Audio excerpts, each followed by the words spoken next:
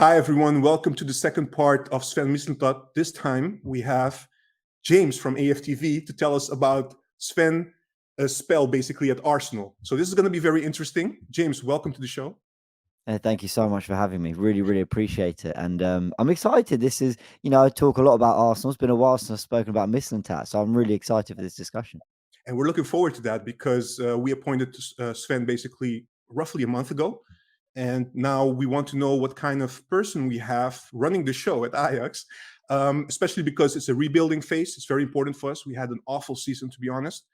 So we're looking forward to know a little bit more about what kind of character he is, and I hope you can help us. We already had Dortmund fan last time, very insightful, very interesting, but those were the good eras of Sven. Not taking anything away from him because he has qualities, of course, but now we're going into the Arsenal phase, which is, you did your research, I did my research, a little bit different. Mm. So before we start talking about Sven, something we have to ask you, which we do with everyone basically, coming to the show for the first time. How did you become an Arsenal fan, and why Arsenal? Well, I will say it's a bit of a boring story, and it is the old. My dad was an Arsenal fan, therefore I grew up around it. What I will say is that actually, as a kid, took me a long time to get into football. At about 6, 7 years old, my dad, would try to take me down on a Saturday morning, and I don't know how many times you've been to England, but the weather isn't great. So there I am getting kicked about in the rain, thinking, "What on earth am I doing here? I hate this, Dad." 5 years later, having sort of convinced him I didn't want to be a part of the sport in any way, shape, or form, the Champions League final was on, and I sort of caught the fever then. We lost the game, but from that point on, I was hooked. I was hooked. I was collecting, football cards. Fabregas was my favorite player. I loved him. I caught the end of the Henri era. And ever since then, really, I'm an Emirates baby. I've never been to Highbury. I've always known Arsenal at the Emirates. But that doesn't mean I haven't known some good times as well. So I think it also helped. Arsenal played brilliant football. They were so easy on the eye. I think Wenger's football, even if we weren't winning the major honours, we were just brilliant to watch.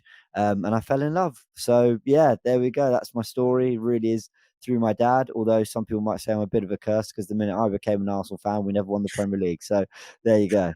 I didn't want to say anything, but Yeah. okay, that's your story. I'm sticking to that. Yeah.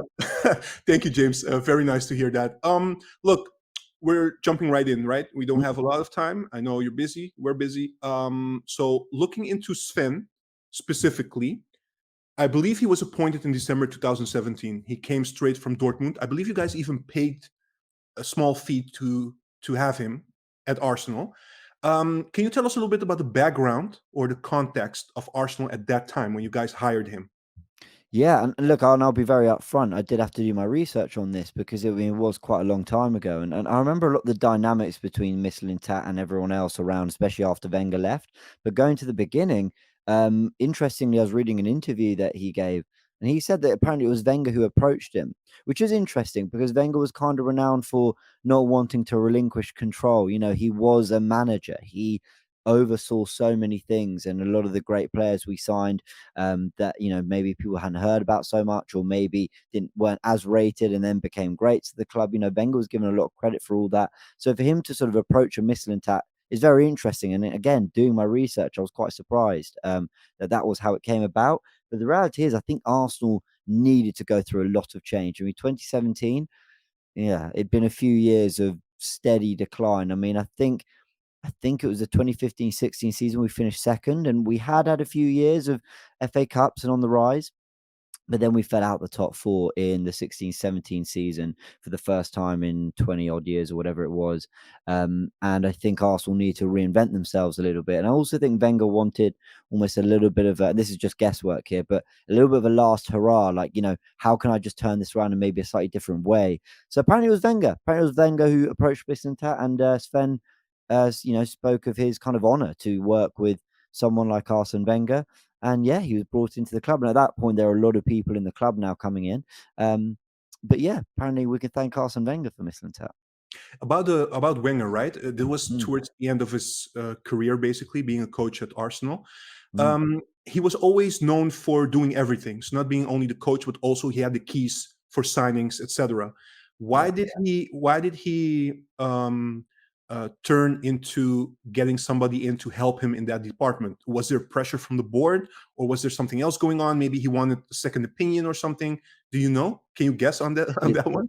I'll tell you what, and this is proper guesswork. I think Wenger knew his time was coming to an end slightly. Football had moved on so much. By this point, Klopp was in the league. Pep was in the league. Pep was in the league. Yes, Pep was in the league. And football had moved on so much that I think there was pressure from above. I think it's no coincidence he left 6-7 months after Mislintat arrived, because of the fact that Arsenal were looking to move forward and they had been sort of in a steady decline. And I think Wenger, whether he was pressed, I think he was pressured, whether it was from above or whether it was internal pressure because Arsenal weren't going the direction he wanted. I think something told him he had to do something a bit different. And Mislintat at that point was extremely rated and sort of known for what he'd done at Dortmund. So apparently it was also Ivan Gazidis played a big part in it. But I think there was pressure from above. We're at the start of our conversation, but I'm already picking or sensing a little bit the narrative that it's going to be like Wenger brought him in, Wenger leaves, it becomes difficult for Sven. Am I correct in assuming or concluding that already? Or is it a little bit more complicated than this? There's so many moving parts because in a weird way, it was actually a great time for Mislintat to be there because Wenger was moving on and Arsenal had to reinvent themselves. And actually for what he did, which was, his knowledge on recruitment and database kind of analysis, having him with everyone else as a part of the recruitment team is probably a good time to have Mislintat. But I think one of the big reasons it didn't work was you had Raul Sanyehi there as well. You had Ivan Gazidis. Can you tell us a little bit about the role that they had, just for our viewers? Yeah, so Ivan Gazidis was the CEO. So he was, you've got Stan Kroenke, the owner, and then Josh Kroenke kind of worked with him. Ivan Gazidis was the CEO. Now we've got Vinay Venkatesham. He didn't last very long, Gazidis, after that, before he went to AC Milan. Raul Sanyehi outlasted Mislintat, but also didn't last very long. So between the three of them, there were three very different dynamics. Sanyehi was apparently known as the guy with a big book of contacts who basically knew agents and knew people in the game. Supposedly, he wanted Luis Enrique as his first choice manager. Mislintat was apparently looking at the Julian Nagelsmanns of the world, Tedesco, I believe, who was at Schalke, and a few others. Ivan Gazidis actually wanted Mikel Arteta, so who knew after all this time Gazidis was right, eh? But yeah, so apparently there was a bit of a clash in kind of how they wanted to approach it and who they all wanted. So I don't think there was an issue when Wenger left. I don't think Mislintat had a problem with the kind of the moving on and being part of the next phase. I think it was the different dynamics in sort of the next phase. And he stayed for a season after, but then not much longer. Probably, I think he was at Arsenal in total about 12 months or so. It was like 14 months or so. I think that was the time frame he was at the club. And him and Signé, he did things very differently. So I think while again, I read his interviews, he says everything ended very amicably.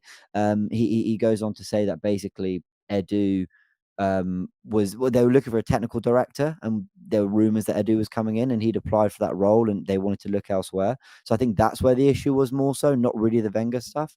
But I think there were just lots of different, what's this phrase? Too many cooks spoil the broth. I think it was a little bit like that at Arsenal. I'm hearing you explain all this, and one thing that bothers me or sticks right now, and you have to explain this like I'm a 10-year-old.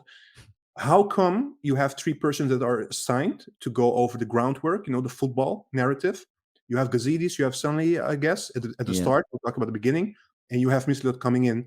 How come they come work together, but they have so many different ideologies or thinking about what's the best for Arsenal? Is there a reason behind this? Yeah, because Arsenal were a mess.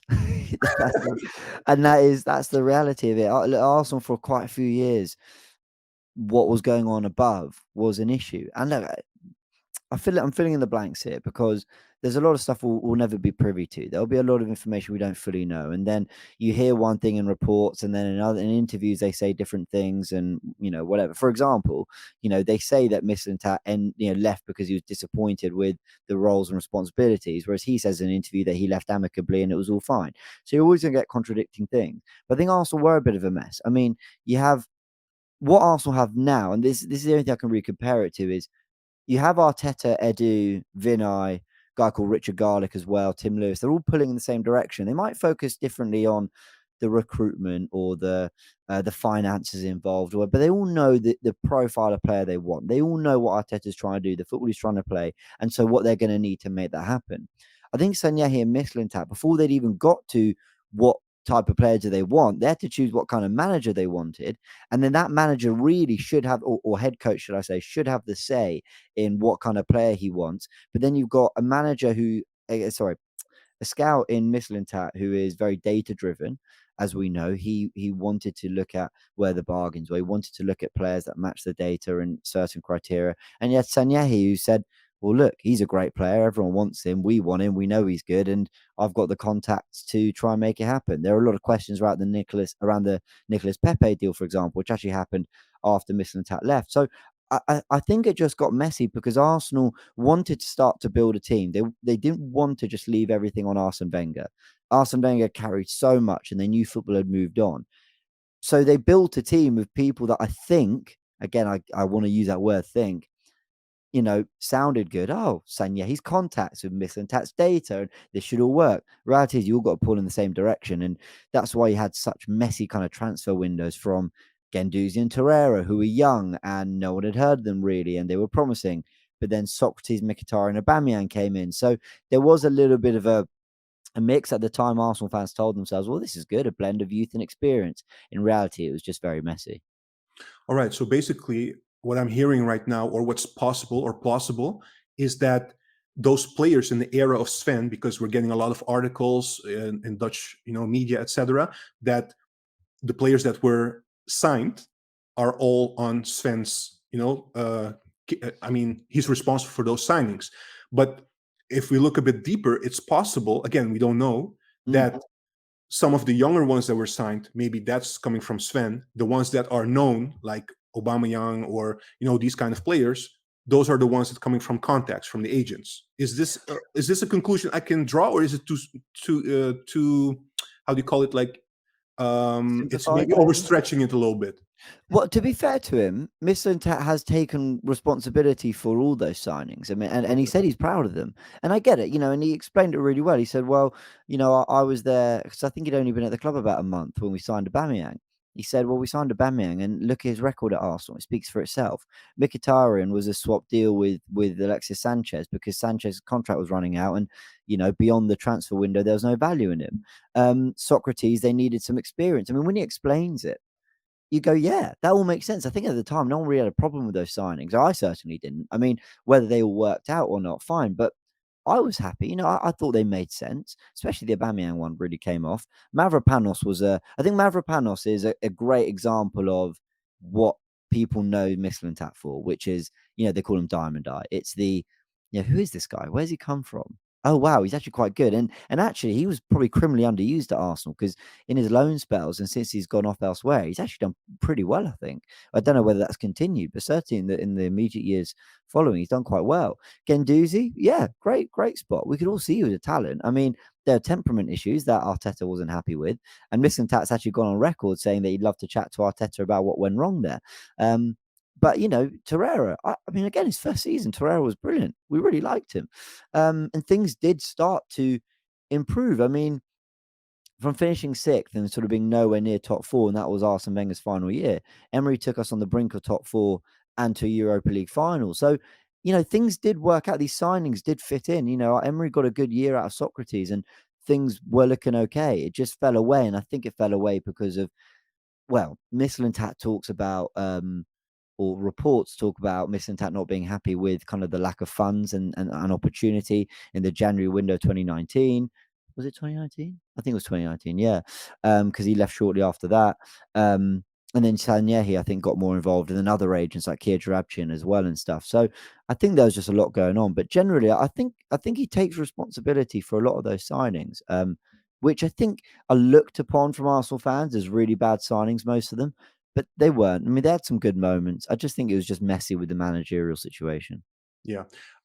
Look, I'm a bit confused, right? And I'm going to tell you why. So we just came from the first part. I was interviewing a Dortmund fan, and it was maybe a different story, right? Dortmund was on the brink of going bankrupt. and Mislintat just came in. He became head scout, head of recruitment also. And he was able to find those gems everywhere, and they were sold for a lot of money afterward. I don't have to tell you that. So it was very successful. His spell at Dortmund was very successful. And he's known as a diamond eye, like you said. So he's known for a certain way of attracting players. So when he got signed, I also read an interview of Wenger when they signed Sven. He said, "This is the kind of person that fits into the Arsenal, Yeah. how do you call it, like Yeah. philosophy. Yeah. We always DNA. try Yeah. to spot the gems, the youngsters, and make them world players." And this is also, I think, what Wenger wanted for Sven initially. But then I look at, and you're actually confirming this, I'm looking at the players that got signed. And you call, I mean, of course, Guendouzi, Torreira, Mavropanos, you can say, okay, those fit the profile of Sven, looking at his Dortmund time. But the other players, there were a lot of money spent for Aubameyang and other players. That doesn't look to me like Sven. So, I agree. and now I'm trying to understand, is Sven somebody who looks at talents, or is he like more all-round? He looks at everything that is needed, also the experienced ones. Yeah. Can you do some guesswork a little bit on this one? That's a great question, because, like I said, he takes responsibility for the other signings, and he says, I know, the impression is, oh, I came in and I just signed the players I signed at Dortmund. He says, but you know, with the explanation that I just sort of repeated there from him, it was, there was reason why he brought these three players in. So he probably does look at the bigger picture. He probably does look at, well, Arsenal needed some experience. Arsenal needed a world-class striker there and then. Arsenal needed some experience at the back. He probably does look at the bigger picture. But like we said, he got a Mavropanos and a Guendouzi through, and Torreira, because like I said, Torreira had a good first year. So, it's hard. I would really say this, that I think if you're going to judge Mislintat, I don't think his time at Arsenal is the place to judge him. Only because we were so messy. We went through one of the biggest changes the club's ever been through in moving on Arsene Wenger and figuring out how they wanted to progress after that. And when you even look at, and then Mislintat wasn't there for a lot of that, but when you look at then the 6 months or maybe 12 months after, sort of, when Emery was sacked and we brought in Arteta, Emery was brought in as a head coach with everything else to be looked after. Arteta did so well in his kind of first 6, 7 months that they wanted to make him the manager. So we moved away from the manager to having a head coach to then having a manager again. So I don't think Arsenal really knew what they wanted to do. And like I said, with, Raul saying, yeah, he's doing different things. And you had Ivan Gazidis, who then left, soon after all this. I think it's very hard to judge Mislintat. And I think you also got to think what Wenger wanted. If Wenger kind of knew, in January 2018, if I don't get this right, I'm gone in the summer, he might have said to him, can you get me Henrik Mkhitaryan and Aubameyang? Because I need them now. I've done the whole youngsters thing for the last 10 years. I need players now to deliver. Yeah. And Mislintat, might have tapped into that as well. Because like I said, he claims those signings. So I really think it's difficult to judge, because I've just mentioned Sanyehi and Gazidis, but Wenger would have had a massive say in all this as well, because he always has.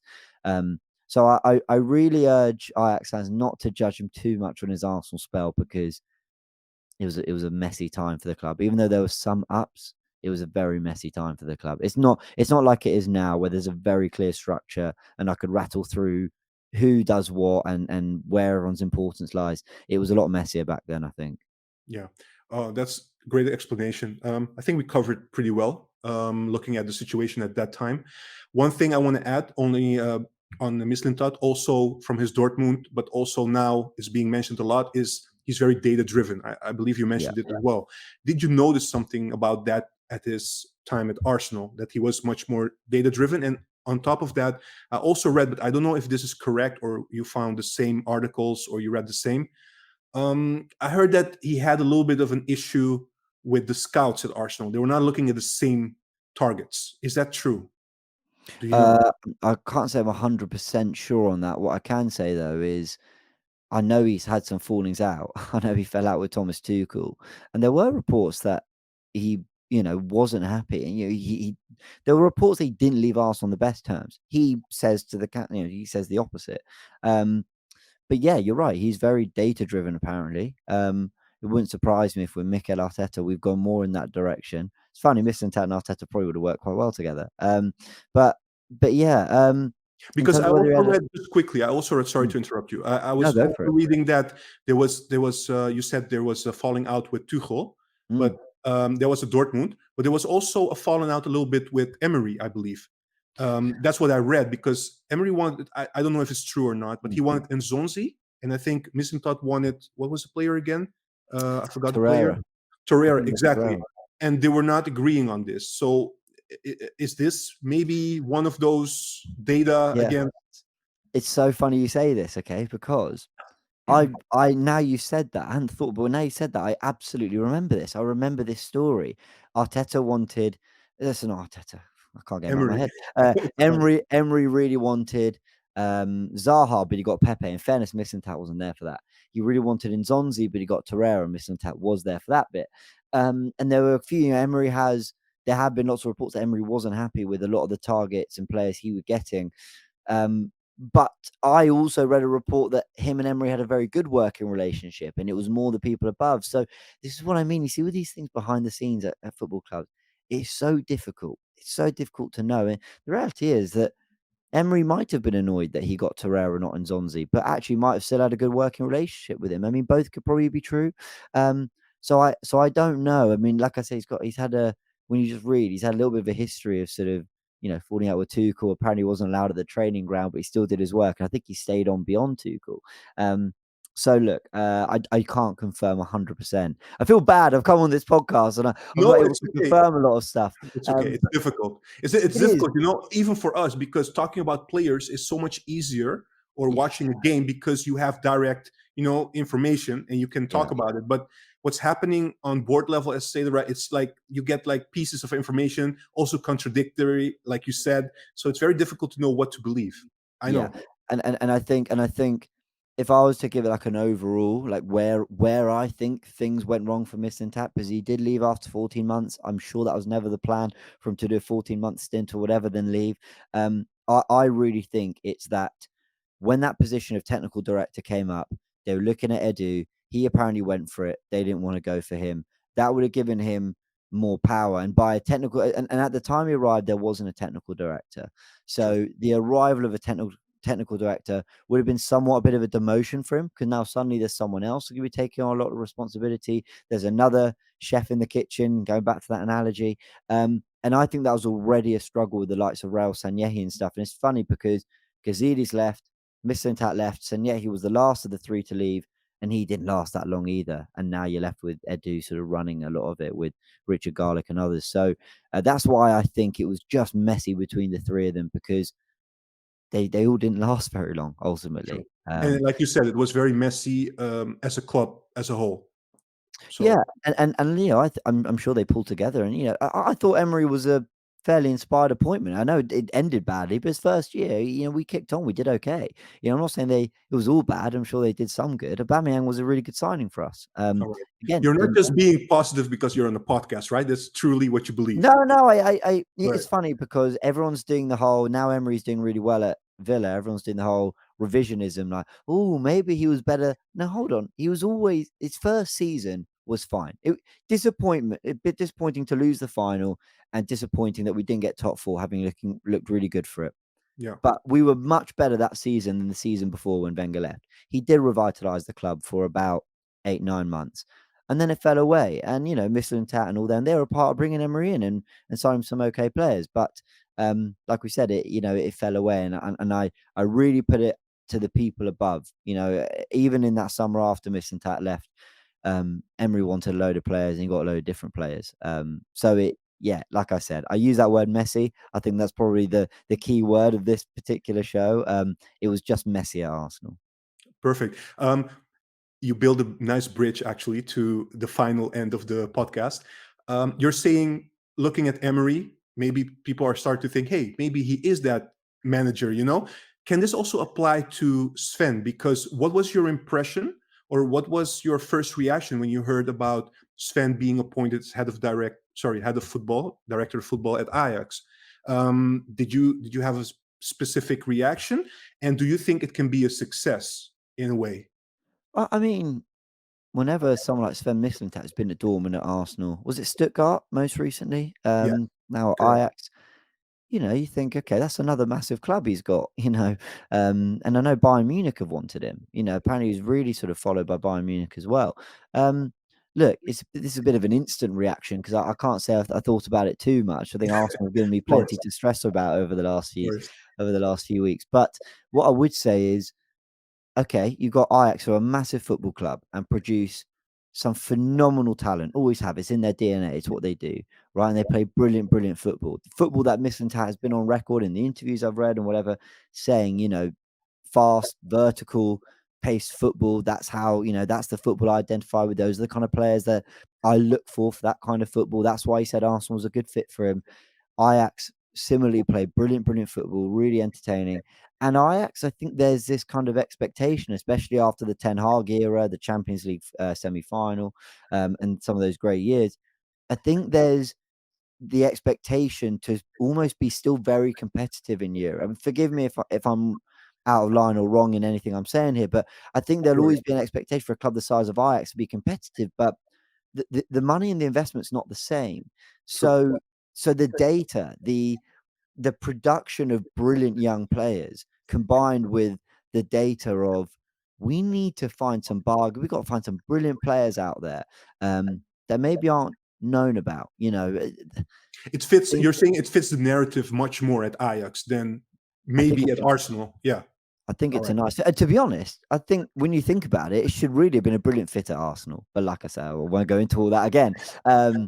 Too many No, cooks, but like I said. the thing with Arsenal, just to come back and Mm, again, like you said to me, let me say it to you. Forgive me if I'm wrong or out of line with some things that I'm saying.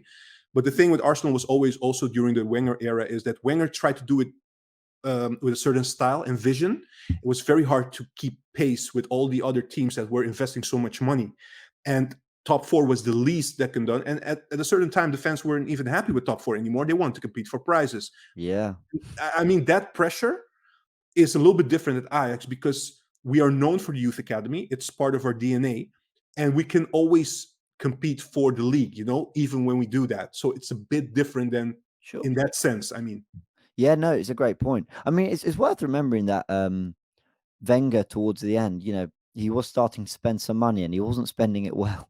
Mustafi, I mean, I was about to say Granit Xhaka, but we finally just got the last 2 years of Granit Xhaka were brilliant. But the first 5 years, yeah, Lucas Perez came in for a lot of money as well. So I think Arsenal and Wenger had actually gone in a different direction as well that maybe didn't suit Mislintat as much as maybe he thought it might have. But to answer your question about whether he's a fit for Ajax, I mean, I can only say yes. I mean, like I said, look what we did at Dortmund, and look how competitive they were in Europe as well as in the domestic league and some of the players they signed. Yeah, I mean, if he's still got the eye for it, but then I will also err on the side of caution and say football evolves so quickly. We can thank Pep Guardiola for that, but lots of great managers. But football's now evolved where now Pep Guardiola plays with a back three and a box midfield, and he doesn't play with pace on the wings anymore. But when he first arrived in the Premier League, it was all about Sane and Sterling and all that. Football evolves so much, so I'd imagine scouts and the people looking for these players have to evolve with it. So if Sven Mislintat is looking for players in the way he used to look at them maybe 6-7 years ago, this is again all just guesswork. Then yeah, maybe football's moved on, but I don't know how it works on the scouting front. But football evolves so quickly all the time that, yeah, you never know. But look, what he did at Dortmund was phenomenal, and he brought in some good players at Arsenal. But I just think I don't think he was really fully allowed to do the job he wanted to do at Arsenal. I think there were far too many other voices and noises and influences that he couldn't always get things over the line the way he wanted, and I think it disrupted his work and ultimately didn't last very long.